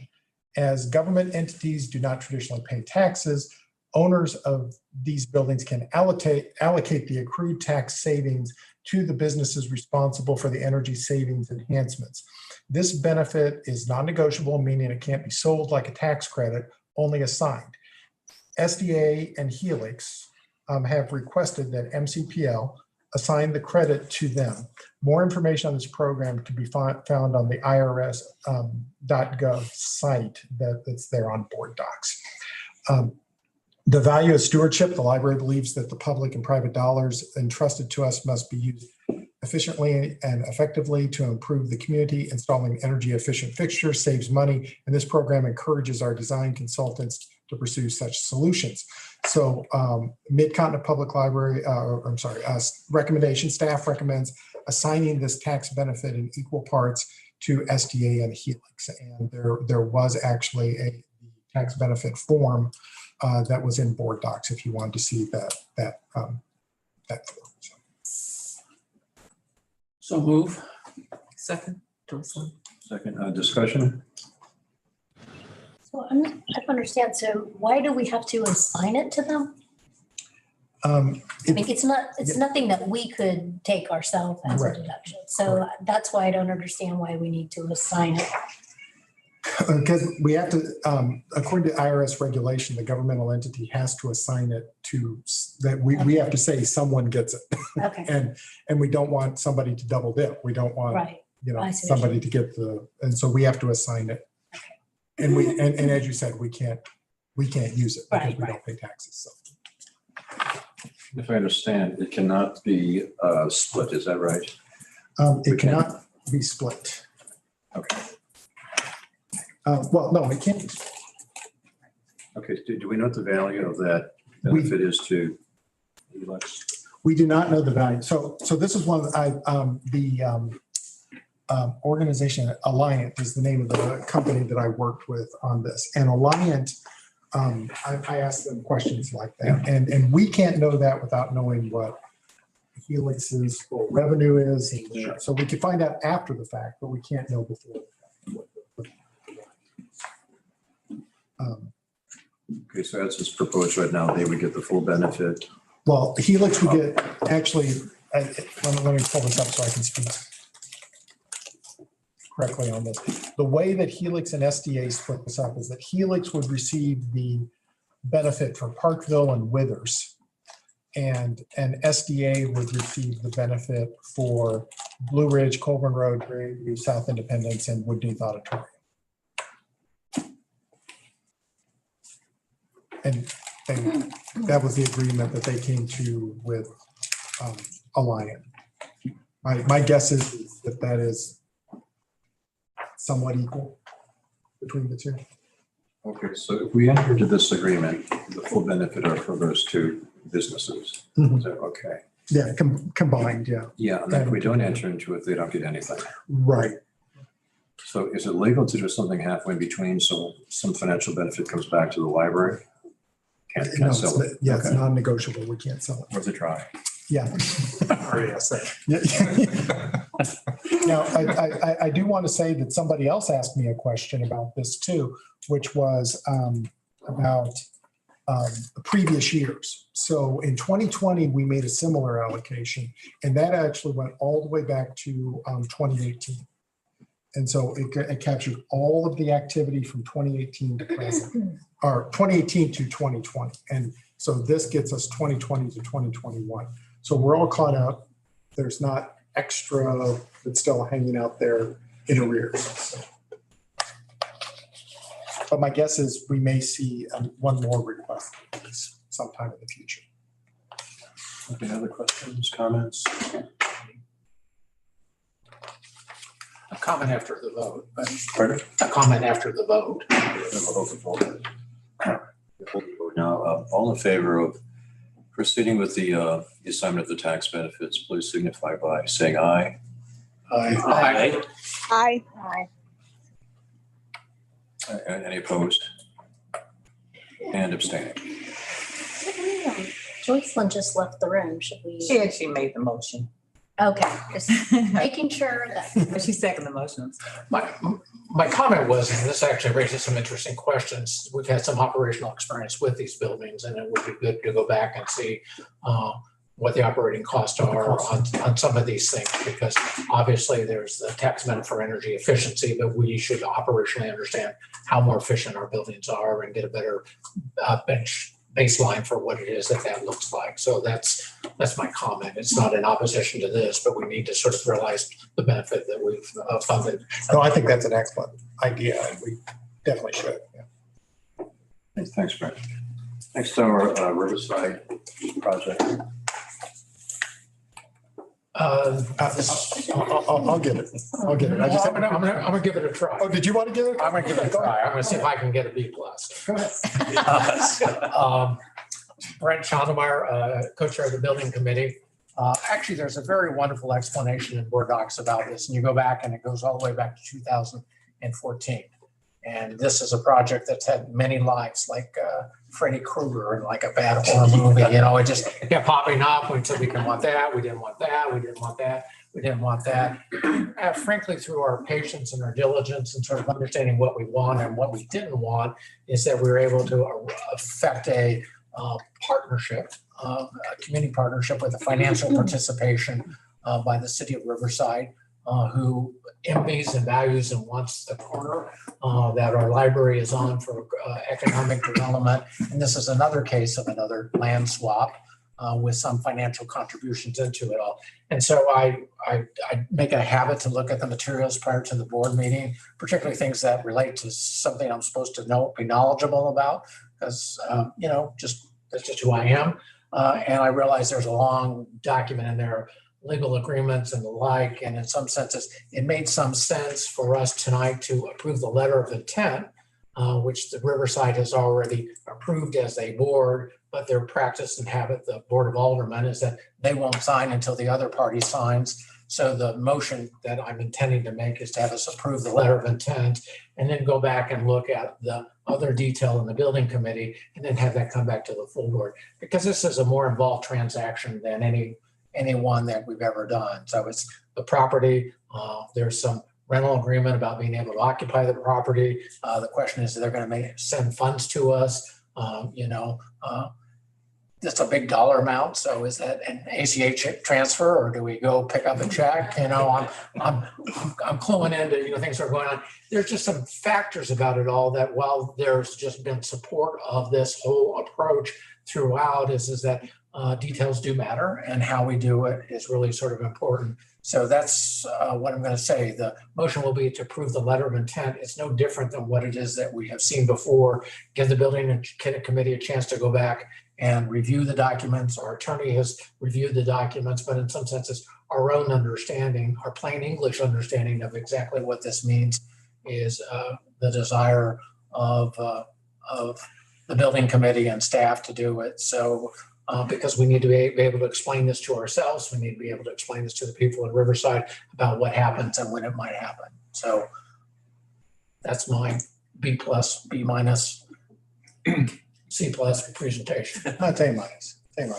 Yeah, it's a good presentation, but just in real quick summary, you all have looked at this before. Not one word has changed. It's the same letter of intent that we had in October and that you all said we should pass to the city of Riverside, who also have looked at it and not changed one word of it.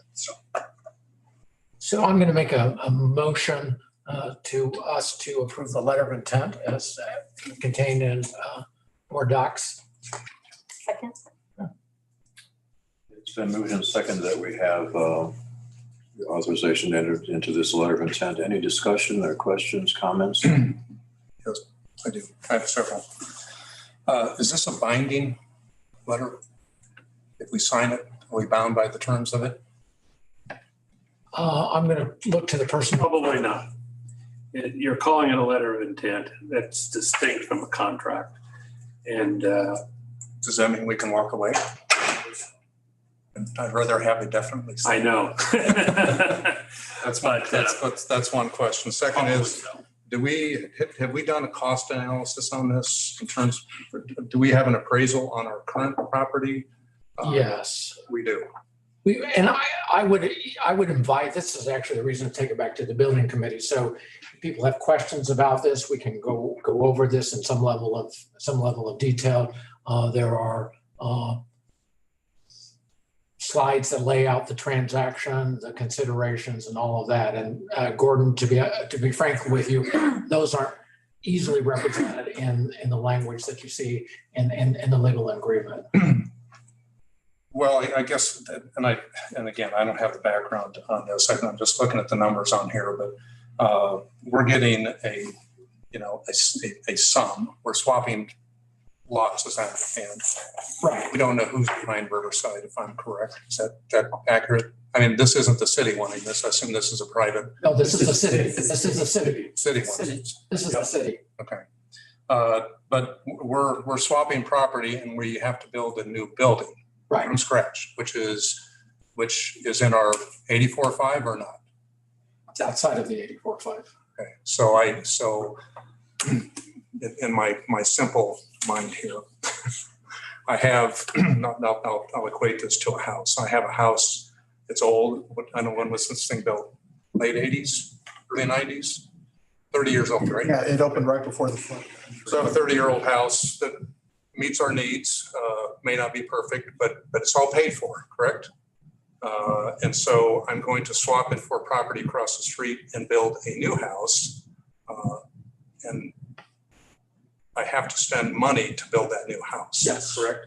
Yes. So what am I? I'm going to make the suggestion to you. Actually, the building committee unanimously support this. We're going to meet on it again. We can send you the documents related to it all. I encourage you to participate in the meeting at Zoom. The city is making a financial contribution to this project. As significant, I want to say, we worked through the cost of staying where we were, what that would look like over a period of time. We've talked about this 3, if not 4 different times. Other people on the building committee were satisfied at that point. It could be in retrospect, they have come to a different determination, but you've not had that opportunity, and I want to afford you that opportunity to understand the transaction and the details of it. The other point, this is Joyce, and the other point that you forgot to mention is Riverside was always outside of the plan.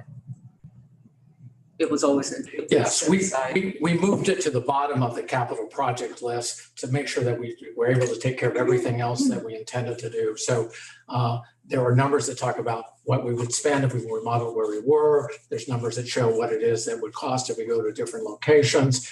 There's a significant contribution by the city of Riverside, on this. But the reason why I said let's approve the letter of intent and take it back to the building committee so that we all can review and understand what it is that we would come to when we come to a vote that would be contractual. Well, I guess what you're telling me is that there's been cost analysis. We just don't have it here. The committee has it. Is that? And it's been presented to the full board at some point when you weren't on. We're asking for approval tonight, so that's all. Yeah. But and just to restate, we're going to spend money we don't have in the capital budget. We don't have a resource plan for it currently. Is that correct? That's incorrect. That is incorrect. Okay. There was thorough staff work that was really done on this because frankly, they were challenged by the committee in a way that they probably haven't before, given the nature of the project, given the length of discussion. So happy to have staff get that to you tomorrow, and or that would be my request. Yeah, just add a couple of things, Gordon, and for the rest of us too. This dance has been going on. I just call it a dance with Riverside over the course of 2014 or so, before my time on the board. And there were significant issues with the current building that were going to cost a lot of money. There was flood issues and runoff issues and parking lot issues and all of that. And so that led up to this whole conversation. It's been an ongoing conversation for a long time. And so this is kind of the final piece of the last part of the conversation. Was they had a lot that they were willing to give us, in addition to another $650,000, and they would take the building, buy the building from us. And so I think we all went over and looked at the land. I went over there several times. And just, no, I'm familiar with it. I know yeah. it is. Okay. So that's just maybe it gives a little bit of help to it, but it's been a long-term project. And again, I just to restate, you're saying that the funds are available. These are not new funds that we have yet to. There is a financing plan that was developed in relationship to this proposal. And so happy to get that to you. Happy to encourage you to participate in the building committee. You may look at it and decide you don't like it. And at that point, I would encourage you to vote no. But we're going to bring forward what it is that we believe is a thoughtful sort of proposal. We've said no to Riverside probably 4, if not 5 different times about things that we didn't like about it all. And we believe that we've negotiated something that's to the benefit of the Riverside community. On a longer term sort of basis, we've got their financial participation at a level that no other city government has participated in helping us with the library construction. We have a financing plan for it. And so apologies if I did not get that, ahead of time to you, but that's why we didn't want to approve it tonight and take it back to the building committee, because people can look at it a second time and say, oh, gee, So just to understand the process, the approval tonight is not going to proceed directly to Riverside. This is going back to committee then, correct? The approval tonight is the letter of intent, our side of it all. The building committee will go back and look at the agreement. Again, make sure that the agreement reflects what our understanding is of the proposal. It will come back to the full board, one would hope, a month from now, to make sure that the legal agreements reflect our understandings of what it is that what we agreed to. Which brings me back to whether this is a binding letter of intent. And again, I think it's not, but to take care of the issues that you have with it, when you send it over to Riverside, it should probably be accompanied with a cover letter saying that the final contract is subject to approval by the board of Mid-Continental. That's okay. Yeah, then yes. Then we've covered ourselves. Yeah. We have a walkaway clause, correct? Yeah. Okay. All right. Rita. Another question. Is there an urgency to get this letter of intent to Riverside? Or can we hold for a month until the plans are more fully understood? Well, the fact that it's not a contract, in some senses, we're 7 years into this conversation. We've pressed Riverside pressed Riverside on their part to act in a timely fashion. So to me, not approving the letter of intent tonight would be unnecessarily withholding our consent. And to our attorney's point is that it's not binding in the senses that we're not committing any library funds, but in some senses, it's important to move forward in good faith. And that this would be an act of good faith. I'm just going to restate my position that if, based on Phil's clarification, that the letter would accompany this and say it is subject to final board approval, then the letter of intent is just really an expression of really intent and not a final terms letter. It's engagement, it's not marriage. Yeah. Okay. That might be a deep. Yeah, and again, as long as there's a walkaway clause or a provision in there with which is what the letter would do, I'm fine with that. So. This is not accompanied with a down payment. No. The question was, is it accompanied by a down payment? There's no down payment because we're just expressing to follow through on our agreement. And when we come back, if you look at this, I would just ask this for the benefit of the building committee and the staff. If you have questions, just let us know so that we can come into the meeting and provide a really thoughtful answer to you. I had questions just to let you know, what happens, because we're going to occupy this building for a period of time before the new library went in. So there's terms of rent in there. And I looked at it was like $1 a year, for existing, in the building till we get our new building built. And so there's some details in there, but please take a look at it. And, we'll try to get you a thoughtful, factual answer back to you. And, it's the prerogative of any of us to vote yes or no when this comes up before us for a final vote, a binding vote.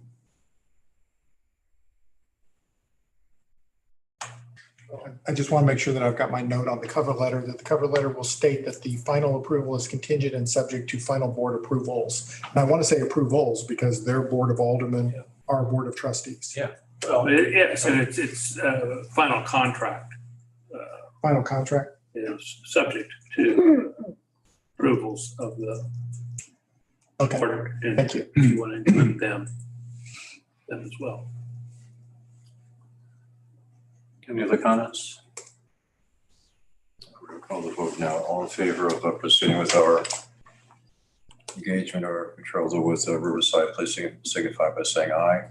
Aye. Aye. Any opposed? Or abstaining? Thank you, it's passed. I'd like to ask staff to notify everybody when the building committee is, so if you want to participate or if you have questions, all our committee meetings are open to any trustee and the public. So, and I want to get, the documents to you, Gordon, and Dr. Wilson, about Riverside, so you can take a look at it all. It is a involved transaction. It has lots of different elements to it, and hopefully that the materials will be sufficient to provide you some grounding in it, and that may generate particular questions which need to get particular answers back. Thank you, Brett. Next matter, the board policy regarding succession. Joyce, do you want to address this or?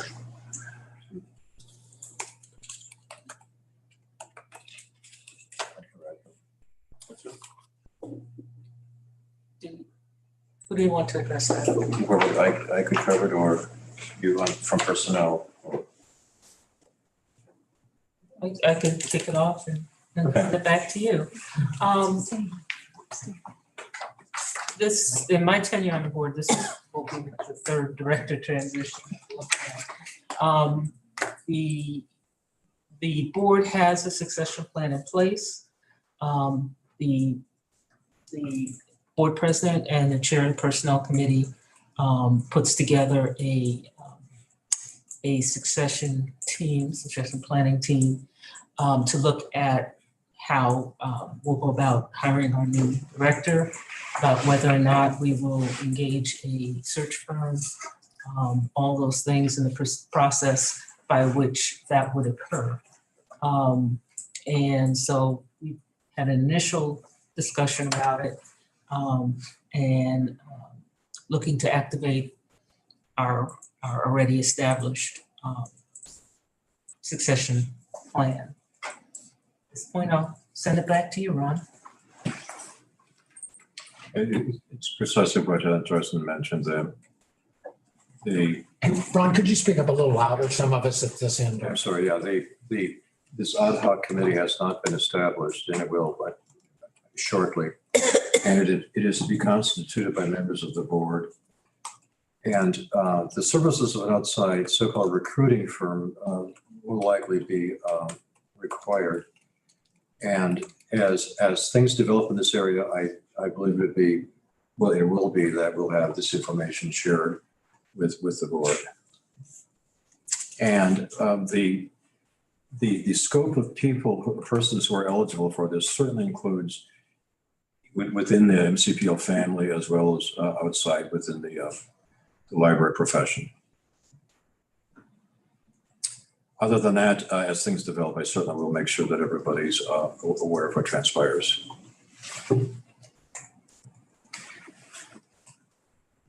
Next matters, we have the visitors today, right?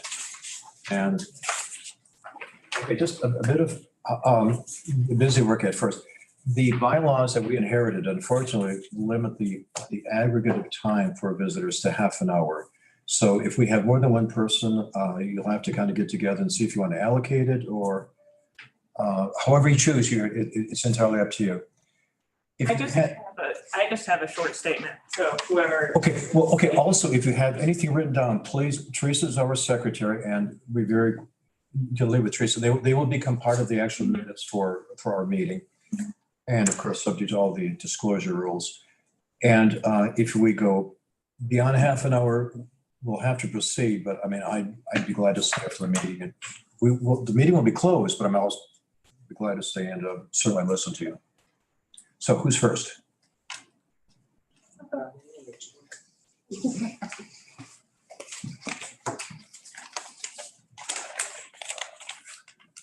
My comment is directed to Dr. Yumi Pandolfi. I am unsure of the intended result of having Director Potter submit a book report on a white nationalist book was. The real world consequence is that the Mid-Continent Public Library now is losing a great director.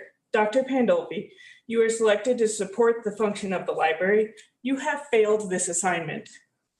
I would like to remind you of your position on racism as stated in a video posted to Facebook June 2nd, 2020.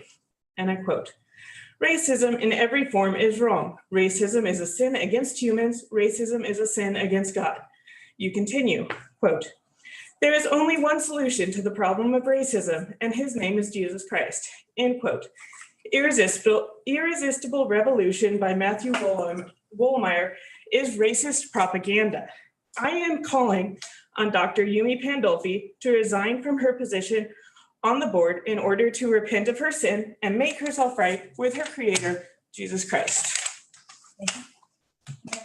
Your name for the May I make a My comment? name is Catherine Nolan and I live in Independence, Missouri. Thank you. May I comment? Is there procedures? I don't know. Well, I know we can ask questions. I Yes. think isn't this a public? Those are comments or comments. We can always write, we have always been able to ask. Yeah, questions. You can speak, but I'm not going to answer you because I've said my piece. The way it's set up right now, we have comments from the visitors, and then we have the trustees' comments. Right. So it's one directional and then response in the other direction. Well, before it's been, we could always ask questions of anyone who came. Any trustee could ask questions. So I'm just wondering when that has changed. I think if I don't the think. public is offered a certain amount of time to give their comments, I think we should respect that time and not have a give and take, which would go beyond their time for being able to speak. So I think we should respect the time allotted for public comments, and there's time for trustee comments after. Well, thank you, Dr. Wilson, but I'm just commenting on, since when you were not here, what has been our past. And this has been the past, that if we had questions from anybody that we could, the board at any time could ask questions, and that would not cut out, like right now, this should not go into their 30-minute time.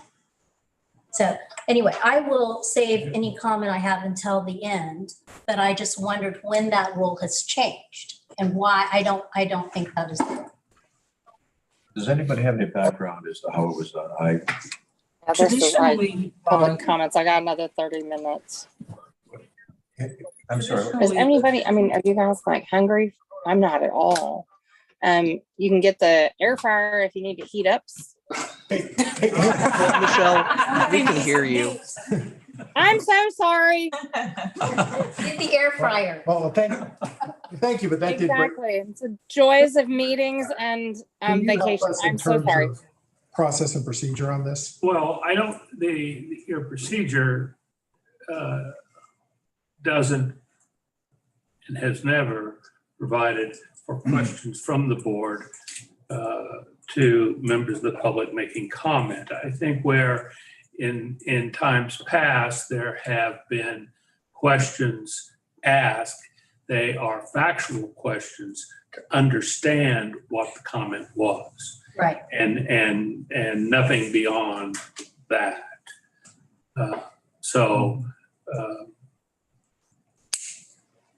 I don't know what you want to ask. I don't know what your comment is. It's just, it's not, the procedure doesn't allow for this to become a debating society. Right. Between members of the public, members of the board. But if you have a factual question, such as who wrote a book she's citing, or what is the title of a book she's citing, or what do you mean when you say X? I think that has been where we've allowed questions back and forth before. And that's more based on an awful lot of years sitting in these things than it is as a legal opinion. But your procedure doesn't provide for back and forth. Okay, that's helpful. Thank you. So we will have, as actually the procedures do state, we're supposed to have one directional flow of information from our visitors, and then to the trustee comment, we can have responses to it. So do we have another visitor comment? Please. Yes, my name is Dave Dixon, and I just wanted to appear before you today. I'm a permanent resident of Clay County for the last 3 years. Prior to that, I traveled back and forth to California. And it was interesting listening to a couple of your board members talk about audits versus investigations. I was a criminal investigation for the federal government for 34 years. And I see the negative side of human nature.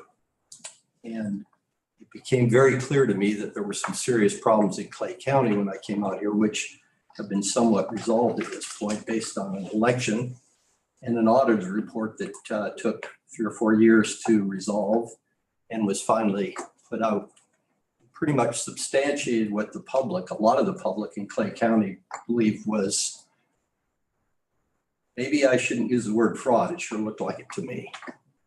But in any case, I wanted to come for my own mental health. I also look at the positive side of human nature, which when you're a criminal investigator, you don't see a lot of. And a couple of you gentlemen that mentioned your audit experience, I was on the criminal investigation side of the Inspector General's office in USDA. And for my own mental health, I like to see when things are working right as opposed to wrong. And it's been my experience, based on the fact I've got a couple of young grandchildren, that I take over to the Woodneath facility as often as I have time for story time And just to get them familiarized with the computers over there and reading and seeing books, that something was being done right here. And after sitting and listening to you for the last hour or so, it's clear why something is working right here. The interaction of the board, the questioning, thought-provoking discussions lead me to believe that I was right in assuming, based on what I saw at Woodneath, that something is working right here. And I appreciate, as a member of the public, seeing it working right and finding out why it is working right. I was disappointed to hear that your director is retiring. I understand retirement. I was forced out at a certain age from the federal government because I was law enforcement. But all of us come and go. But I can only say it looks like you've had a lot of direction over the last 30 years. I grew up in Independence and St. Joe. I can still remember when I hear the comments about essentially what is a bookmobile. The old word was bookmobile. I can remember when I went to Gene Field in St. Joseph, the bookmobile would come around, and that was one of my favorite things. The other thing I parenthetically mentioned that they used to do a music course in St. Joseph, believe it or not. And they would come in and play symphonies for me. When I was sixth grade, seventh grade, I can still remember hearing those symphonies. And getting off the subject a little bit, it made me very aware of Kaufman and the treasure you have there. In terms of libraries, I lived in Northern California. I lived in the Bay Area out in San Francisco for many years. And it always frustrated me to see, particularly in the Bay Area of California, how if you lived in certain communities, you had a great library. If you didn't, not so much. Probably goes back to Proposition 13, which capped property taxes. And it kind of set everybody in the Bay Area on their own agenda. And that went for public schools also. Some were really good. Most were not so good. And the beauty of California in the 60s was a paradise, and that has been kind of gone the wrong way over a number of years. In some ways, particularly in the public schools, still have the world's great schools of higher education. With that said, I would just like to say again, the facilities, and I'm not just talking the physical facilities, that Woodneath facility is beyond belief. The dedication of the staff up there when I take my little grandchildren to a book reading or any type of activity is just magnificent. You are all to be commended for what you have here. I recommend that you keep it. Going back to California, they had it in the 60s and 70s in California. They had it in the 80s when I first moved there. But I've seen a lot of the public facilities being cut back. It's no longer so much of a golden state, although I still miss it very much.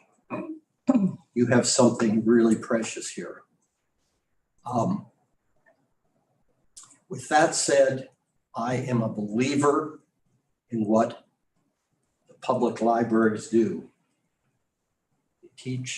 They give our children access to the books which seed their entire life for reading, and most importantly, critical thinking.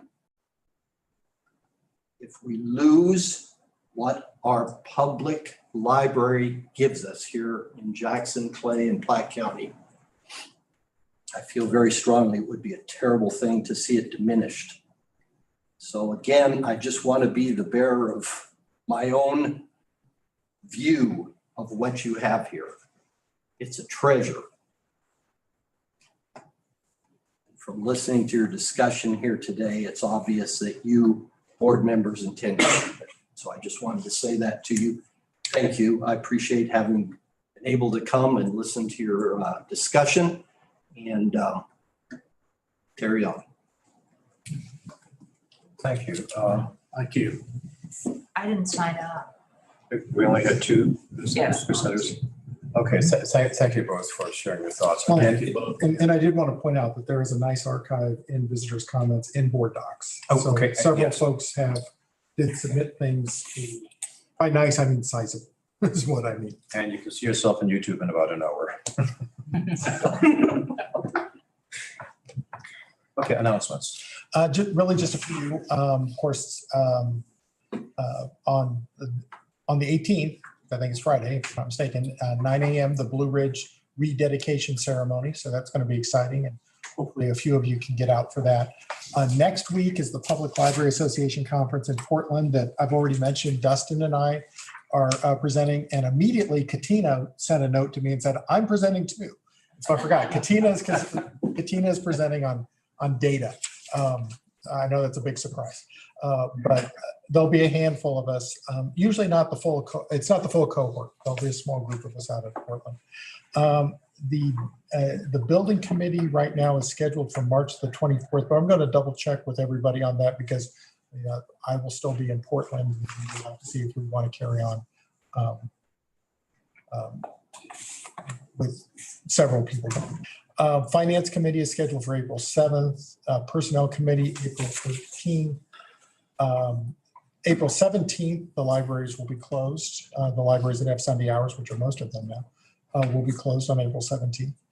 And then there will be the board meeting on April the 19th. Teresa, we decided there would be technology on the 18th. Is that correct? Correct. Yeah. So technology committee as well on the 18th, and then board meeting on the 19th.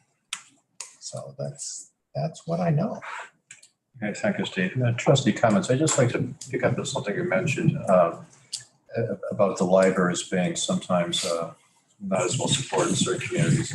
One thing here in this system, we're all representatives from 3 separate counties. I represent Clay, and of course we're all 12 from each. But one thing I think that I've noticed on my relatively short time on the board is that there's a real sense of where we can get the presence of a library in areas that really desperately need a library. If you look at the map up there, there's some areas that are not south of the plaza.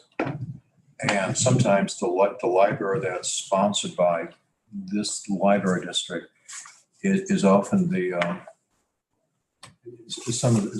provides the heart for that community in many cases, just by having the physical space there for people to gather, and organizations, little business groups and hobby groups and everything. And it's really quite a wonderful thing. And that's in areas that otherwise independently could not afford that. So we're doing exactly what you mentioned, and I appreciate you bringing that up. Okay, I'm done. Who's next? Trustee comments? Go ahead. I'll be brief because I've spoken far too much tonight. Steve said it in passing. I really want to encourage you to go to the Blue Ridge opening. If you want to understand how a big library system we are and how we serve a variety of different communities, this is an experience I would encourage you to have. If you've not been there, some of you may have, but it is really one of our most important library branches that we have that serves the children in a school district that is currently unaccredited, and we're a valuable presence in that community. And so I would just encourage you to take the time. I think sometimes I love Woodneath and we go visit the big libraries, but it's important to understand what a library means in Lone Jack. And if you want to understand what a library means in a particular community, and if you have the time, please show up on Friday. It would be good. Happy to buy your coffee. We don't have a coffee shop there, but I'm happy to buy your coffee anyway. When is this one? Is it? Did I miss that? Yeah, it is. That's right. Okay. Good time. Friday. 9 o'clock. I can send a reminder out about that if you like. I guess I'll Please. say something. Yeah, I just want to thank the visitors for coming out and expressing your opinions, because that means a lot to us. And I also want to say that serving on the library board is not an easy thing to do. And just so you know that we are, at least Platt and Clay, we are not elected, but we are appointed by elected officials, by our commissioners. And some of the stances we take, I'll speak for myself personally, and I know every board member, I don't believe anyone here is racist. I don't believe anyone here is against any diversity, including anybody. Equality. I think we have a very good policy. I believe it's number 301, that we are an equal opportunity employer. We do not discriminate. It is not any of our intentions to discriminate against anyone. So I am a woman, obviously, and part Hispanic. So I don't believe in discriminating, and I know no one else does here. I also know that it's difficult that to be able to serve the public. We have a very diverse population in all of our counties. And so I guess I just, ask the public for your grace and for your prayers. And that right now we really do need the wisdom of Solomon to be able to set policies that are fair to the public. At the same time, there's many of us that are concerned about children, about displays that maybe are not appropriate for certain children to see, about even some books that are not appropriate. No one here, especially myself, we're not against banning books. But there also is I'm seeing a lot of push from a vocal part of the public who is saying we want diversity, equity, and inclusion, meaning we want you to do what we say. And so that makes it very difficult for us because we do want to be fair. We do want this to be a public library system to serve all people. So I guess I'm just saying that it's difficult what we're trying to do. And I do appreciate the benefit of the doubt that if you talk to any of us as individuals, we are not here as racists. We are not here as someone against diversity, that we want to push people down. That's not true at all. So that said, I just thank you guys for coming out and sharing your opinions. Thank you. Any other comments? Move for adjournment. All in favor of adjourning? Saying aye. Aye. Aye. Aye. Any opposed? I abstain.